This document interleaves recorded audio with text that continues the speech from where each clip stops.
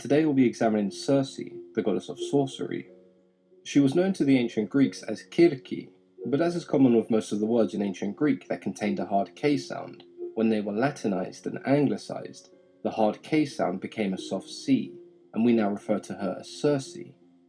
She was a daughter of Helios, the Titan god of the sun, and Perse, one of the many Oceanid nymphs, which meant that she had two siblings, Pasiphae, the wife of King Minos, and Aete, the guardian of the Golden Fleece. Circe appeared in a variety of different forms. Sometimes she was seen as the goddess of magic, and other times a nymph much like her mother, but the most common depiction was that of an enchantress or sorceress.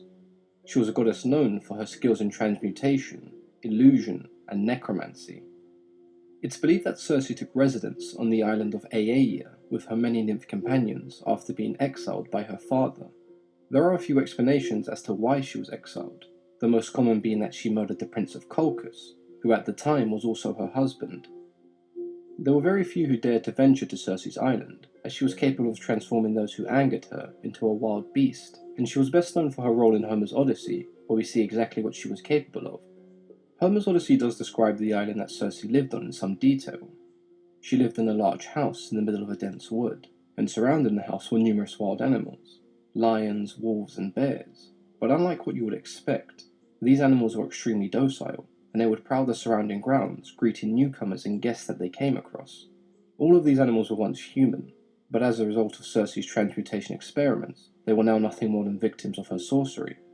When Odysseus and his men reached Circe's island, they stumbled upon her residence, and she invited them in, even throwing a feast in the name of Odysseus and his crew.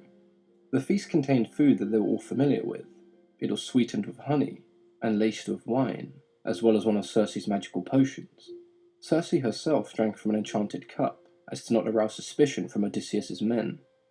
The men suspected nothing, and gorged themselves on the feast before them. When the men's bellies were full, the magical potion began to take effect. Circe drew her staff, and with one incantation she transformed them all into swine. Only Odysseus' second-in-command, Eurylochus, suspected treachery, and had not entered Circe's mansion. When learning what had happened